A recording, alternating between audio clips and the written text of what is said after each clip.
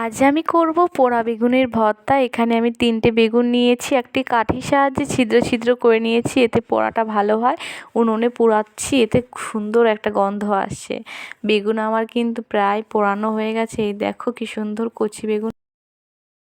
পোড়া বেগুন এখানে ছাড়িয়ে নিয়েছি। এখানে লবণ, লঙ্কা, পেঁয়াজ, ধনিয়া পাতা সমস্ত কিছু মাখা করার জন্য নিয়ে নিয়েছি। এবার লঙ্কাগুলো লবণের সাথে ভালো করে ডলে নেব। এবার এই যে পেঁয়াজ কুচি, ধনিয়া পাতা কুচি সমস্ত কিছু ভালোভাবে ডলে ডলে বেগুনের পোড়ার মধ্যে মিশিয়ে নেব। তোমরা চাইলে একটু কাঁচা সর্ষের তেল দিতে পারো, আমি দেব না। এই যে বেগুন যে উনুনের মধ্যে পোড়ার একটা আলাদা সেন্ট পাওয়া যায়। এবার এর মধ্যে দিয়ে দেব ম্যাগি মশলা।